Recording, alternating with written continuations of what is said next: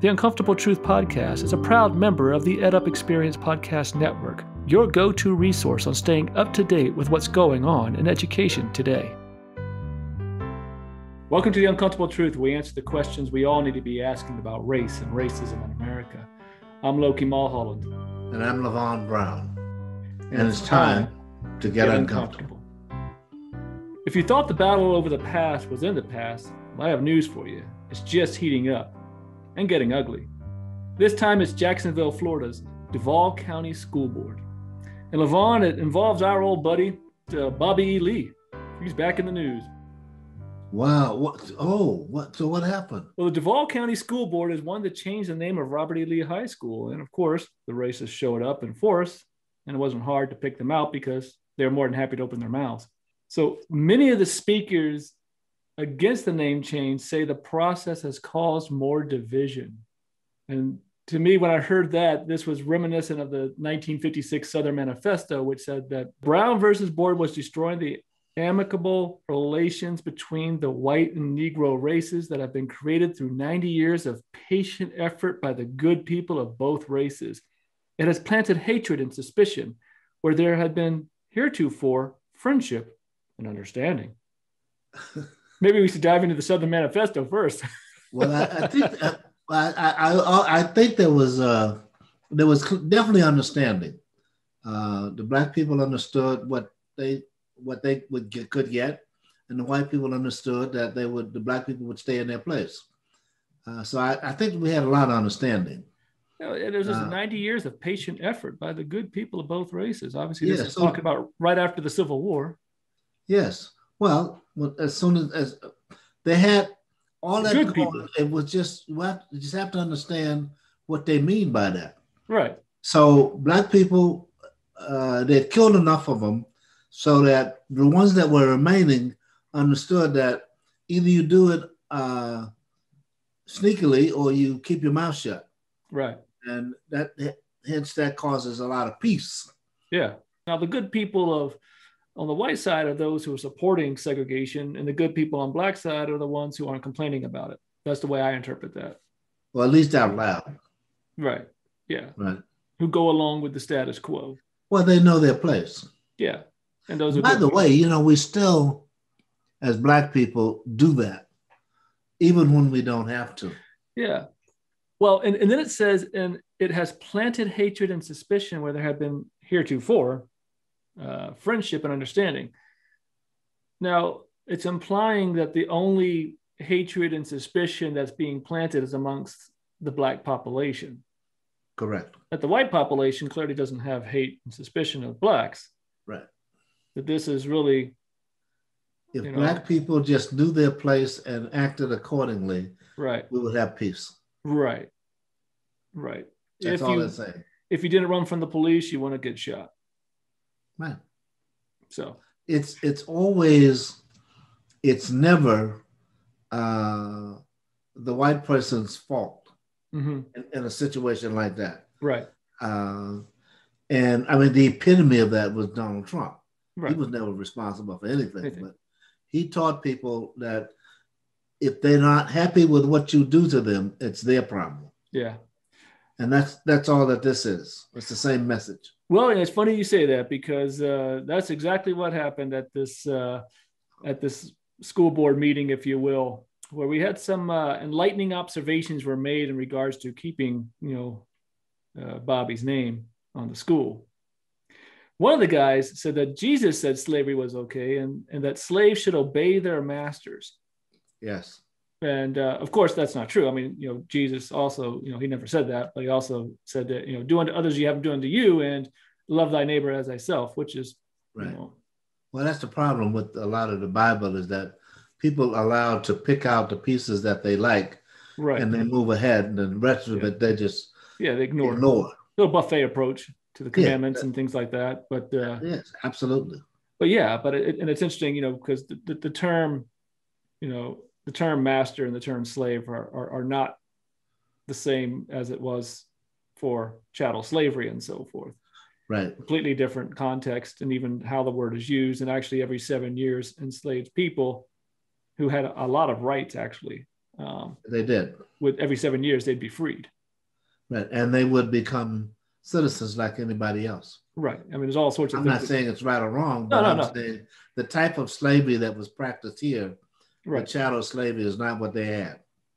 Now, one lady said, I was taught that the chiefs of the tribes in Africa sold their people into slavery.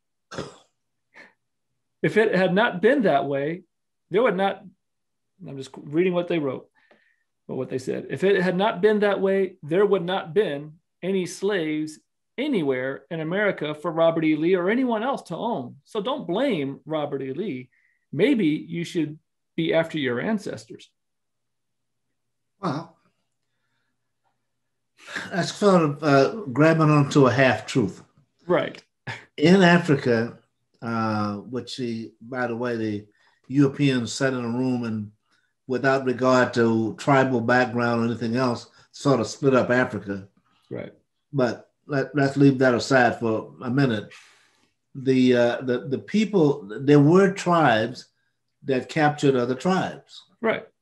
And the Americans discovered, there was an easy way to get slaves. Well, the British to start with. Yeah. The Indians were not going to work for them. So they just, that didn't work. And indentured servitude did not work for them. They needed more people. And they found out that there was these tribes in Africa, Senegal and places like that, that captured other people. And rather than turn them loose or have them work for a while and then turn them loose or whatever, they did in fact sell to America. Right. Because America wanted slaves. But this is a supply and demand thing. Exactly. If America, that's if the whites, part that they leave out. Right. If whites didn't actually want to buy people, there would have been no place to sell them. Exactly. I mean, they leave that out. Right. But this is really so Levon, this is really Black people's fault. Slavery is really Black people's fault. You don't blame Robert E. Lee for buying people. Blame Black people for selling people. Yeah. Well, I'm just reading what they said, Levon. I know. One of the things I used to take joy in was when the Africans or whatever country it was, attacked the missionaries. Right. And the reason was because the missionaries were trained by their country that these people needed help. Mm-hmm. And if they would just turn to religion, we could help them out. Right. And work for us. Right.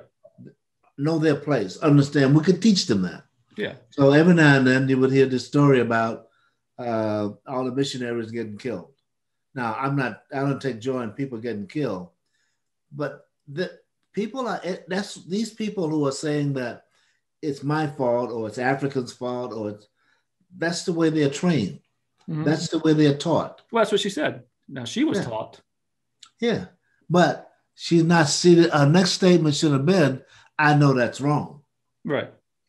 You can't live in a modern country without purposely ignoring that what the slavery is wrong.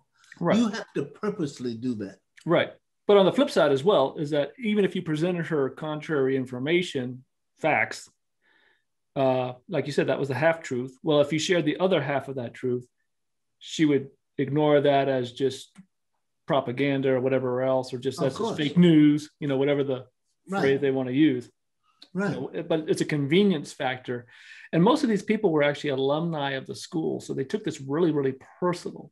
For some reason, a lot of these people were still living in their heydays in high school. And you got to ask yourself, though, if I tell you that the person was a slave, that he had slaves, and you defend that, then you're saying that slavery is okay.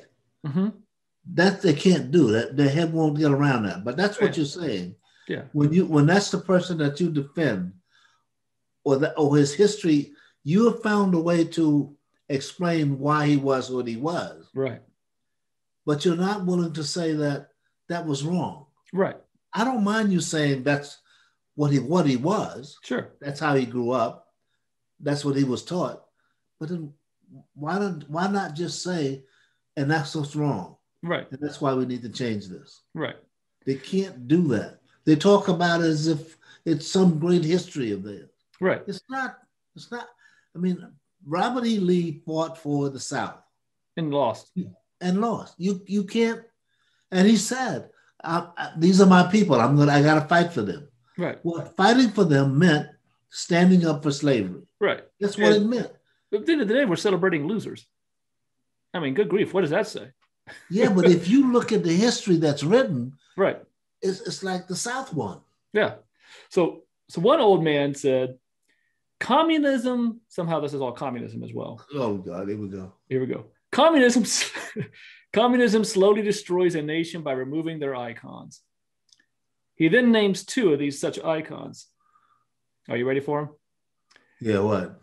Quote, such as Aunt Jemima's face from Pancake Mix. Oh, Jesus. Civil War statues and other historical things like historical school names. So to him, Aunt Jemima's face is an icon of American history. Well, you know something? It is. Right. That's not what he meant, but it is. Right. That was what America was. Right. Robert E. Lee, I understand that. I tell people, I understand why you hang on to that, because you are willing to ignore the fact that he fought for racism. Right. I can't. But look at the comfort level he has in using Aunt Jemima, because this is sort of this embodiment of the mammy, Gone with the Wind, all this sort of comfort thing of the help. Right. And yet that's something very close and personal to him, that he feels that, we're just taking that away from him. That's his history. And he equates that to the Civil War statues and so forth. Yeah. Now, who cares if it's offensive to anybody? Right. I don't believe that in 2020, people finally figured out that Aunt Jemima was offensive, that African Americans figured out that it was offensive. I'm pretty sure that that people were saying to the corporation, look, this is offensive, get rid of it. And they ignored those voices until the crescendo got so loud and combined with Black Lives Matter that suddenly they're like, you know what, we got to get rid of Aunt Jemima. That's exactly what happened. I just don't believe otherwise. There's a whole bunch of that around. Right. What's even worse is that they believe that having an Aunt Jemima or whatever, Uncle Ben or any of those people, that was okay. Yeah. That showed that we included the Black people in our history. That was fine. That's the role that you Black people played in our history. Well, I mean, Levon, good grief. I mean, we put a Black person on our product and now you guys complain about it. Yeah. We can't win. No matter what we do, now, of course, what we're doing is we're putting these stereotypical icons, right, to perpetuate a myth. But now, but again, it becomes back to this sort of thing. It's like, no matter what we do, it's just not good enough for you people. Right. It's like, well, how about you not put, a slave mammy on there? Did you see the picture that Kemp had when he signed the bill in Georgia? All white men. Mm-hmm. And he makes no apologies for any of that. This is the same thing. Well, then you had a Black state representative who tried to be there. And they arrested her. And they arrested her. Yeah. What does that tell you? But that's what they're doing with Aunt Jemima and all that shit. To them, they're just doing what they should do. Right. They don't understand why you don't appreciate that. Yeah. They don't understand that could be hurtful. Yeah. That's not what they're interested in. Right. It's them that they're interested in. Right. They're the victims anyways. What does taking down a statue or renaming something with Robert E. Lee? If you really want to keep Robert E. Lee as a part of history, which incidentally I think is a good idea, mm-hmm. then write about it. Right. Why are you so busy taking stuff out of the textbooks? Show me your history book and show me where you says Robert E. Lee was a racist, fought for the racists, and did X.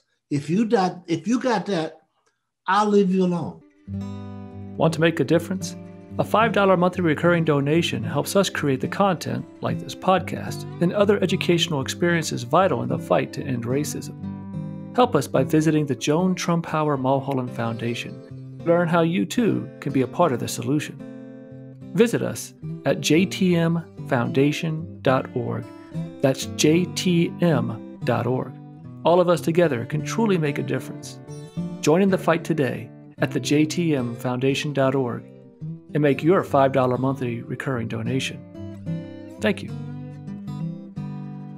I've seen history texts that talks about Jefferson and George Washington, that they were gentlemen planters. Yeah. Well, let me tell you something. I grew up in the South. But that's it. I grew up in Mississippi. The Klan, what we were taught was we knew better, but with the Klan, the reason the robes was so that the men could romance the women and they wouldn't recognize them. Right? They never talked about what the Klan actually did. But that's what, and Texas now has textbooks that tell us there was no such thing as slavery. All right. So these people are being educated to believe this. Yeah. But if you leave that in the book, if you say the Southern generals were racist people, they fought for the races, and if you write that and put it everywhere, you can have all the statues you want. Yeah. When my child grows up, knowing that that's a racist, knowing what that's like, I got no problem. Yeah. That's why I don't think we should be destroying all of history. Right.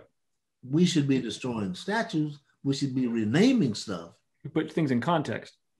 But you put it in context. You say the other side. Yeah. So what happened? 5 of the 9 schools in this district are currently being reviewed. Now, where was this, in Florida? Jacksonville. Oh. Yeah. You know, it didn't kill. I just caught on to that. Yeah. Jacksonville. Okay. Yeah. Jeb Stuart Middle School. Oh, great. Jefferson Davis Middle School. There we go. Joseph Finnegan Elementary. Now, Joseph Finnegan was a Confederate general from Florida. Okay, I didn't know him. Yeah. And Kirby Smith Middle School, which is after Edmund Kirby Smith, another Florida Confederate general, and Stonewall Jackson Elementary. Hey. So in short, they're looking at renaming schools from those who lost to someone worth talking about. So, I mean, it's here are these schools named after people who were traitors to our country, who killed Americans, and yet we want to glorify them. These are people from a traitorous country that lost. I mean, first of all, we don't typically put up monuments to people who came in second place. Right. I mean, let's just be fair. Right. You never hear about the person who got the silver medal. That's true. You don't. You know? Yeah. I mean, so I mean, it's just like, yeah. So I mean, give me a break. I mean, first of all, why are we naming schools after people who lost?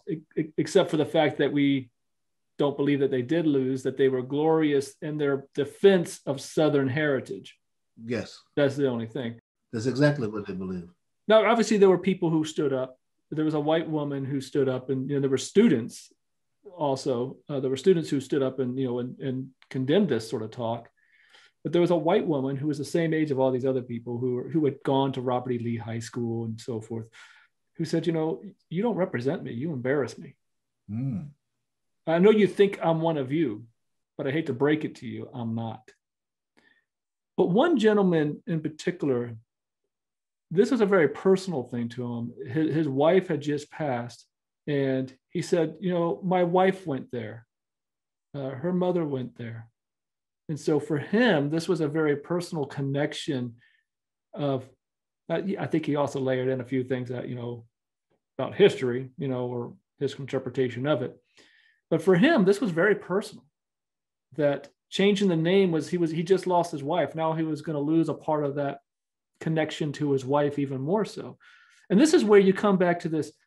It's about heritage, not hate, where we look beyond the atrocities and try to make that little personal thing that makes it sound okay. We're going to ignore this whole idea that, this was about slavery and so forth, and say, look, I had relatives who died in the war. I'm just trying to recognize my, pay honor to my family history. But look at how much they're willing to ignore. Right. To do that. Exactly. if this old, I assume it was old, Yeah, whatever it was, the guy that lost his wife, if he wanted to honor that name, which seems to be his problem, it's not the building. The building isn't going anywhere. right, They're trying to rename it, right. but it's not moving. Yeah, So if he wants to have memories of his wife, he can always go there. The building will be the same. The classrooms will be the same. So, but if he wants to keep the name, then let's put a plaque outside that says what that name means yeah, and who that person was. right. Then he has his building, he has his name, and I have my history. And why was the school named after this individual? Yeah, Let's give some historical context here, and exactly. things change. I mean, that's one of the challenges I have a lot with, when I talk with people is we are trying to form a more perfect union, and that when we only glorify certain elements of our history and gloss over everything else, we never actually learn how, as a nation, we progress. And you and my mom and others have said this. It's like, look, have we made progress as a country? Well, yeah, look, we don't have slavery anymore. We don't have Jim Crow, but there's other things we have to deal with. But that is progress. Let's be honest. But how's that progress come about? Well, it comes through revolution and so forth, and Right. these dynamic changes that take place. And so And while, so much damage has been done yeah, uh, with the highways through the Black communities, with the keeping people from getting jobs, with the thing we were talking about last week, that the USDA were not giving loans to Black people. right, I mean, there's a whole bunch of stuff that got this country to where it was. And the concessions, for the most part, have been by people of color. expensive, yeah, Uh, and now we have all kinds of people, and now they're having to pass laws. I mean, if you want to see racism in its truest form, look at what Governor Kemp just did. yeah, That's what we were fighting 60 years ago. yeah, It's people are willing to hold on to stuff. They don't, it's not that they don't, I don't know. My view of it is they don't care what that does to me. mm-hmm. They don't care. Naming a school after Robert E. Lee is the same as Robert E. Lee killing my forefathers. Right, You're saying that was cool. yeah, That's what that is. I didn't know until recently that Lanier, which is what I went to, mm-hmm. was another one. Mm. I didn't know that. Well, the But high school I went to was, and a lot of the schools in Arlington, Virginia, are named after plantations. yeah, So now you have, and the majority of the students at the high school I went to were people of color. Welcome to the plantation. yeah. The logo for Arlington, Virginia is Lee's Mansion, another plantation. And they're working to change that. They're recognizing, you know what, this is not inclusive of everybody in Arlington. And we need, this might be fine for some small segment of white people who feel that, they want to, live the good old days, but this is not Arlington. That might have been Arlington, but it is not Arlington today. And I don't think, and I'm not one of those people who argue that you need to give up everything. You just need to be honest about what you keep. Right. In other words, you have Stone Mountain. Mm-hmm. Well, say what that is. I mean, it's not a place to go have weddings and stuff. I mean, right. That's really not what that was about. So tell the truth. I have no problem with it as long as you tell the truth about it. But don't tell me it's your history. Where was I? Right. I mean, what do you mean your history? It is a history of the country. It is the schools that you're naming after these Southern gentlemen. You may be proud of them. Admit that. But at the same time, admit what it did to Black people. Admit what it did to people of color, not just Black people. Right. But they can't go that extra step. It's somebody else. Yeah. I love what you said there. This is, I wrote it down. Don't tell me it was your history. Where was I? It's like, no, this is American history. This is not just your history. There's more to it than just that. You can't say that this is just about me, myself, without including everything else that was involved in that. You can't. So, hey, look, I'm just, we're putting on these Confederate uniforms, and we're whatever else we're reliving these days. Well, okay, well, you're only reliving a part that pertains to you while ignoring what that represented to everyone else. Exactly. So, yeah. I don't know. It just, every time I go through in my head how far we've come. And then we have one of these conversations and I realize how far we got to go. But the fact is that we're having these conversations. So I think that also illustrates that there is that work being done while you guys worked on the legal forms of segregation and Jim Crow. Right, that's true. The rest is starting to be taken care of. And this is this part of that's going to continue. I think that's true. Yeah. I mean, the fact is that they're having meetings to talk about removing those names. They weren't doing that when I went to school. Right. They weren't forced to. Right. Yeah. They weren't forced not to take the names down, but to admit that something else was going on at the same time. They had to face that. And I give them a lot of credit, quite frankly. Anybody that turns around and says, wait a minute, the history was wrong on that, right? Or we were wrong on that, or I give them a lot of credit for that. Yeah. Because it takes a lot to say that what I grew up believing in is not the whole picture. Yeah. And not only that, I should do something about it. Yeah. This racism is not just a few of us, it's systemic. It's a whole bunch of stuff that we need to fix. It's not going to all be fixed right away. I don't think that. I know better. Right. But I know people are talking about it. You're right. But it's not just people, it's a lot of people. Right. Because we had people talking about it back then. Right. But it was only those of us who were involved in it. Right. Now it's like the common man is saying, well, that's not right. Right. I am still shocked I don't know about shocked, but I am surprised that when we go 2 hours north of here, which you could not have gotten me to do. Which is New York City.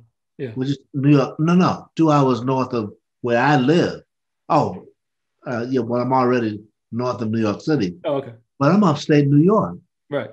And they have signs out for Black Lives Matter. Mm-hmm. Or they have signs out for peace and justice. And I'm saying things have changed. Yeah. Now, I don't know if it's that people have moved mm-hmm. or people who live there have said, this is wrong. But whatever it is, they're now seeing the alternative to these schools and stuff like this. They're seeing that. Or the people who are there have had enough and have the courage to actually vocalize what they've already felt. Yeah. Because you had that in the South as well during the Civil Rights Movement. There was those people who either couldn't say anything or wouldn't say anything, but were still trying to support the movement in some fashion or another. I just don't want us to get so far, us meaning the people who are trying to change things, to get so far gone that we wipe the history out. Right. Because as soon as you do that, you're doing the same thing that they did mm-hmm. By wiping out, taking half of history and wiping out the other half. If you decide that all of that stuff, all those monuments, all those buildings, everything gets wiped out, then people can start to deny that it ever happened. Right. And I learned that from what happened with the Holocaust. Right. And there was some American general who was smart enough to say, get pictures, because down the road, I see people denying this ever took place. Right.